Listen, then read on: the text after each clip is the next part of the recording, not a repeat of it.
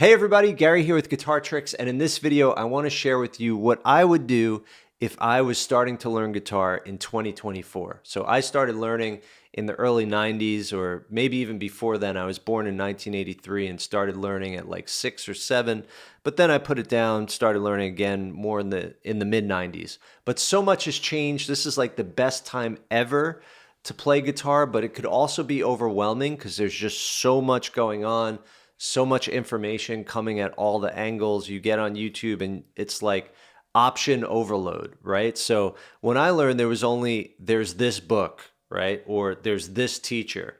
There wasn't like, holy cow, where do I go? There's so many people to listen to. I'm listening to this person today and that person tomorrow, but this person says that and that person says this, right? And then there's also a couple pitfalls because we could totally fall into the trap of someone telling us exactly what to do and where to put our fingers, and it becomes a less immersive experience. So I think learners today are not immersing themselves in the music the way that learners of the past had to do. They had to interact more with the music itself and develop the ear a little more, especially in popular music styles. Whereas now there's something to literally tell you, like, it could be a little more paint by numbers and a little less immersive into the sound. But anyway, I'm going to share with you my top tips. But before we get into it, please go ahead and click subscribe so that you get all of the latest and greatest content from Guitar Tricks. And if you want to be notified of any new lesson, be sure to also tap the bell. Also, please let us know in the comments what you'd like to see in future lessons.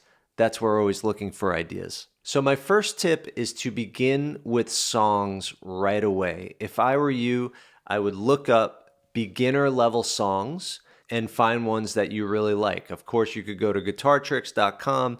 There's a library of songs that are rated by difficulty, so you could just filter out beginner. But of course, there's Google. We've got AI, Chat GPT now. You've got YouTube. There's so much. But beginner level songs, especially if you know you want acoustic, beginner acoustic songs. If you're thinking more electric, beginner electric songs. So I definitely recommend not getting really hunkered down into like studying music theory and studying technical things about music in the beginning. Try to relate it to language. If you think about how we learn language, it's completely immersive as we're just listening to our parents and our siblings and the people around us as toddlers. We're hearing this blabber, and we just naturally are making the connections. And before you know it, we're literally having conversations with our family before we even went to school and learned anything about the alphabet and verbs and sentence structure and how to read. That all came after we were already, at a beginner level, conversational. So I see it the same way as with music. Before I learned anything about the way music worked, I already had a handful of songs that I could play with my friends and for my friends in school. Of course, I knew certain things about the song, like, okay, that's called an A chord, that's called an E chord, that's on the 3rd fret, that's on the 5th fret, right? So there was some ways that I was able to learn and to communicate what I was doing. So like if I was playing this chord, and I was with my friend, I wouldn't say, oh, it's the chord where you put your second finger here. I would know, okay, that's the E chord, right? So through learning these beginner songs, you are going to collect all of the chords that you need, right? You start one song and it happens to be the chords C, G, and D. There you go. Now you got these 3 chords. Then you learn another 3 chords and it's A minor, E minor, D minor. Now you've got 6 chords, right? Eventually, just through the process of learning multiple songs, you're going to learn multiple chords. The more songs you learn, the more things you learn on the guitar. My next tip is to not learn bits and pieces of things. Bits and pieces are annoying because you will inevitably end up perpetually feeling like you can't play anything. Someone says, oh, play me a song. And you're like, well, I know this riff, right? Or I know, I know like the first part of that song. Or, oh, I know the intro to this song, right? Learn entire songs. The great thing is so many songs, it's the same thing over and over. It's just a looping chord progression. So again, when you just focus on these beginner songs to start, you're going to be able to play full songs. However, don't move on to the next song until you could convincingly play the song you're working on. Now, if it's a simple song that goes G, C, D, let's say it goes like that, right? How do you play that convincingly? So this brings me to my next point, which is don't get bogged down in the details and don't miss the forest for the trees. What is the forest? The forest is good timing. Okay, so like let's say there's a song. I'm going to make up a hypothetical song. It's going to call it our pretend song. And it goes, "This is our pretend song. It's not a song that really exists." Okay, let's say that's how the song goes. Now, if I just do all down strums, I could sing along. This is our pretend song. It's not a song that really exists. But if I try to go,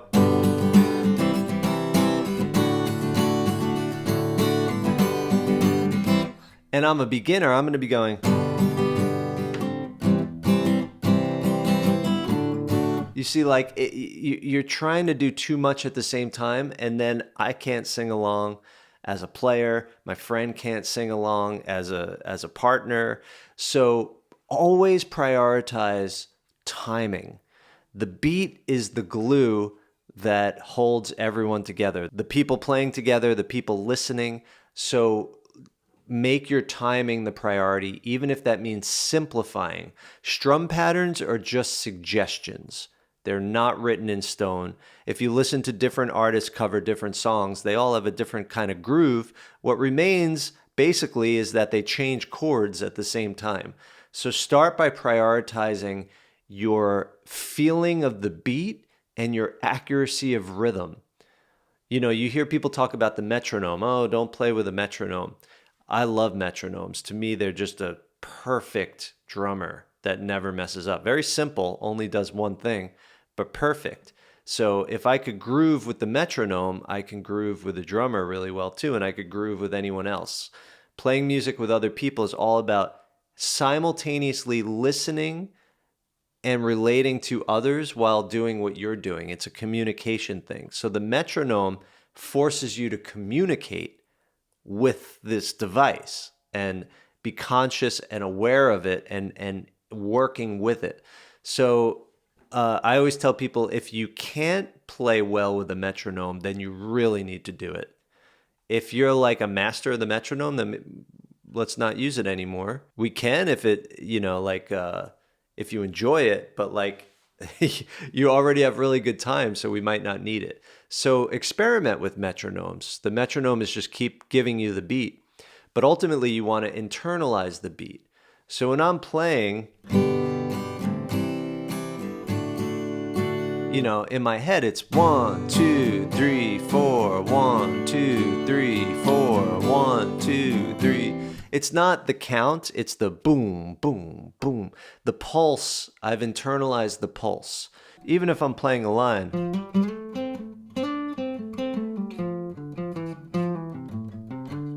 you know, it's boom, boom, boom, boom, boom, boom, boom.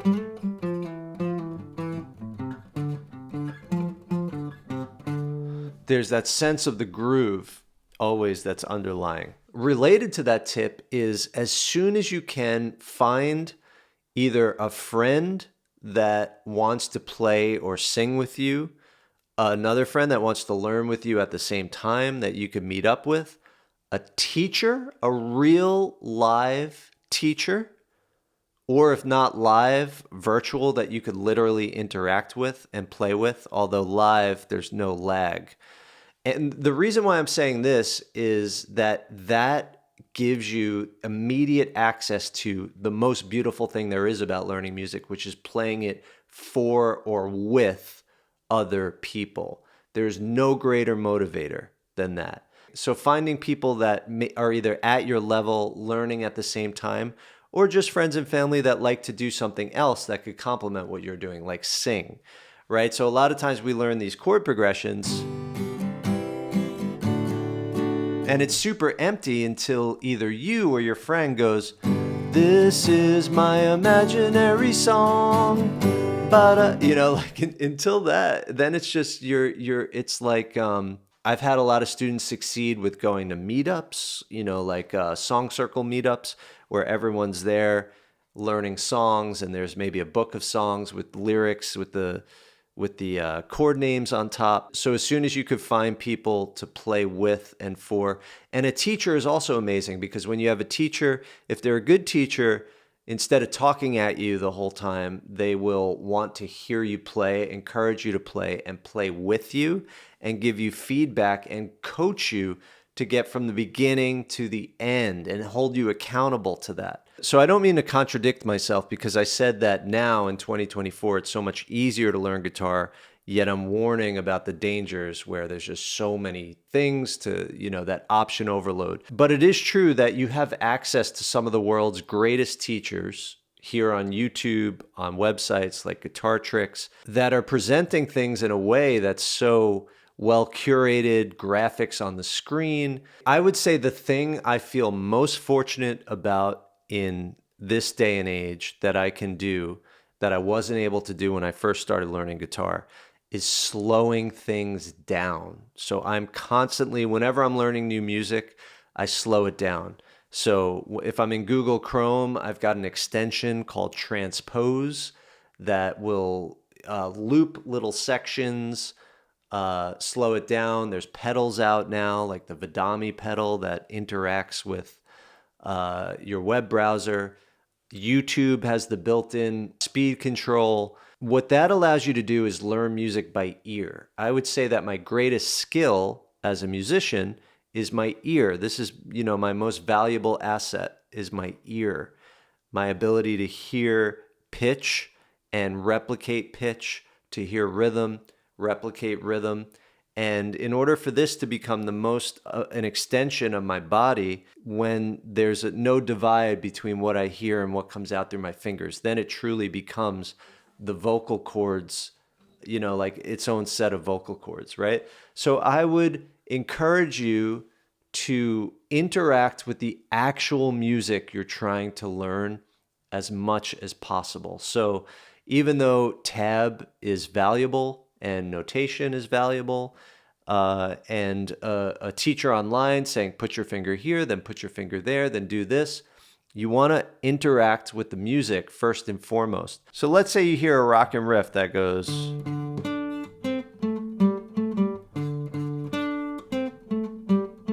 and you want to learn how to play it. You can look up the tab, you could have someone teach it to you, or you could first try to listen to it and maybe slow it down.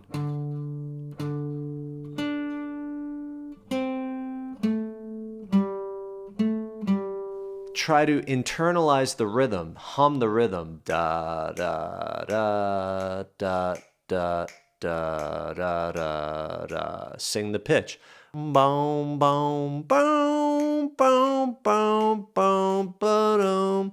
Then try to match it one note at a time. Boom boom boom boom.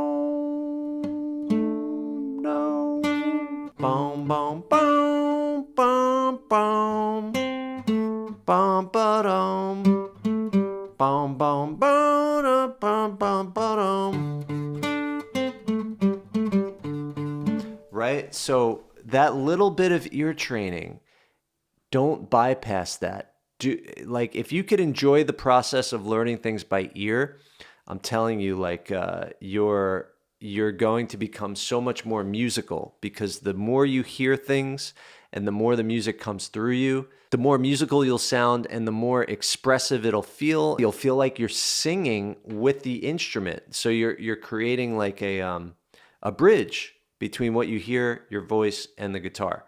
So I'm not saying I don't watch lessons. Like I watch just recently, I play in a wedding band, and sometimes I got to learn songs really quickly, and I'm like, wow, that sounds complicated. I don't have time to figure that out. Let me just look up a tutorial and have someone show me, right? But I'm at a point where I have no patience for step-by-step tutorials. I just want someone to play it, and just watching their hands, I could tell what they're doing because I've learned so many songs, I could just see what's going on, right? So, but yeah, don't bypass using your ear. That's something that could easily be done today, even though the tools for ear training are so much better in this day and age. Now, even though I recommended a live teacher to get that real feedback, there are so many great teachers online. Instead of just jumping around from one teacher to another so much, you should probably just try to find a couple teachers that you really, they communicate well to you, they hold your attention, they speak in a way that connects with your learning style, the things that, the way they explain things. Try to find the content from that teacher that is level appropriate for you, right? Like, so let's say here on Guitar Tricks, you really like Mike. He's a great teacher. Look up his playlist of lessons and find things that are for your level. And this way, when you watch another video from him, you'll get to know all the things he talks about, because us teachers, we typically say the same things over and over, and we talk about things that are relevant to other things we've said, and we kind of have our own language and our own way of speaking of things. And guitar is such a unique instrument in the sense that it's approached in so many different ways and in different styles. And there's so many autodidact guitar players, meaning people that have taught themselves and have their own way of seeing things, that when you listen to too many people, you might just get confused and hear a lot of conflicting information, and then you just feel handicapped because you don't know what the right thing to do is, when really probably both things are right. But find a teacher where it really feels right and resonates with you, and then just go deeper with that teacher. So the one thing that separates the world's greatest people at anything, guitar included, and amateurs is commitment and love. Those two things, love and commitment, right? And commitment at its most intense is what we call obsession, right? So I've been lucky enough to attend master classes, do interviews, socialize with some of the world's greatest musicians. And really, like, every year I go to a guitar camp called Alternative Guitar Summit. And the teachers are like John Schofield and Kurt Rosenwinkel and Isaiah Sharkey and Gilad Hexelman, like some of the heaviest guitar players on the earth. And really the main takeaway, even though they give us tips, the main takeaway is, if you are not obsessed, coming from a place of love on a daily basis, you're never going to get anywhere near what I'm doing. If you're not willing to put yourself out there and seize opportunities and go out and meet other musicians and play, well, you're never going to get there. Like, they've spent more hours on the bandstand than I probably have practicing. You know what I mean? So all of this is to say that the most important thing you can do is literally just pick up the instrument and play. That's more important than anything. Lately, I've been getting into, from afar, fitness a little bit. So there's this guy on YouTube, this big monster 20-year-old named Sam Sulek, who just kind of took over YouTube in the last year in his field.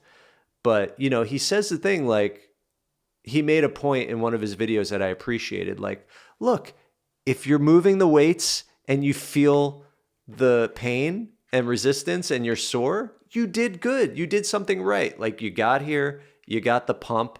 Don't worry so much about, like, did you do it with the right technique? Did you do the right exercise? Did you do the right amount of sets? How many reps? You got to the gym, you put in the reps. If you do that every day, like, even if you approach it in the most irrational, haphazard way, if you literally just sit down and play, you've done good. If you enjoy it, like, that's half the battle is, I do it consistently and I enjoy it. And that's not a battle. That's a win, right? There has to be a little bit of a battle because we experience resistance to things that are important to us. That's just natural. The things that we love also activate our ego. If we know, I really want to play music, it would make me feel so good. Your ego is saying, this is really important to you, so let me remind you of all the ways you could fail, of all the ways you're not worthy, of all the ways you're so much worse than everyone else. Who do you think you are to even try this? All that negative self-talk, like that gets in the way of us even starting, because in order to do something we love, we have to experience the pain of resistance. So finding a way to break through that resistance on a daily basis, if possible, is the best thing you can do. So for some people, that's scheduling it. You just show up at the same time every day. Block off time in your calendar. This is my creative time. This is my practice time. I'm either going to play music, listen to music, take a lesson, whatever it is. But if you could schedule it in, that's great.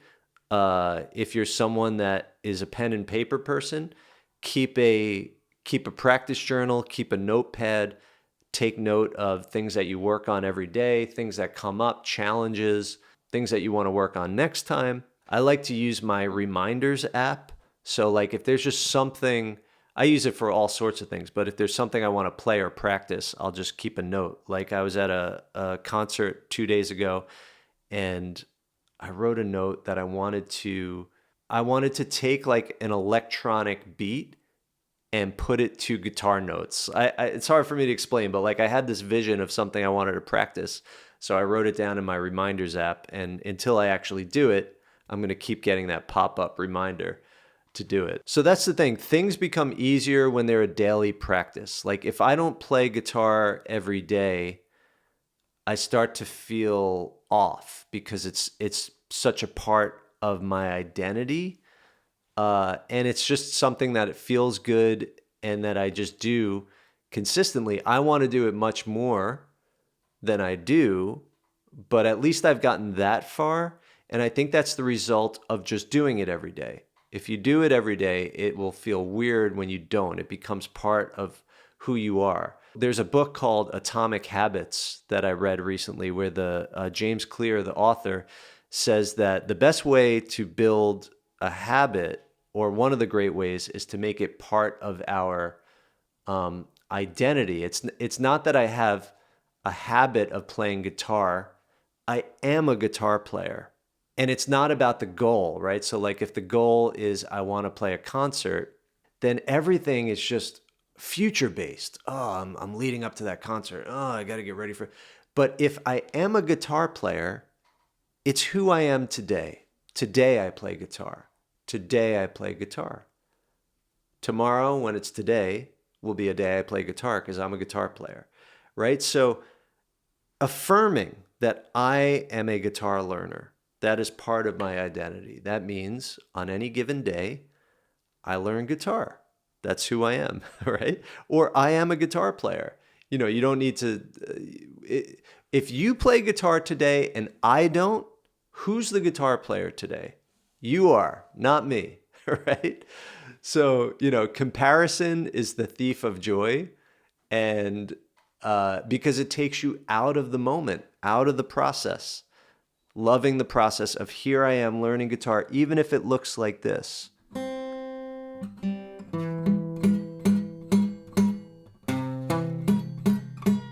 Right? Like in that process, you are experiencing that feeling of flesh meeting steel, meeting wood, the sound coming out of the instrument, refining that plucky sound to get it to ring it. It's the same process. I do the same thing with more complicated chords.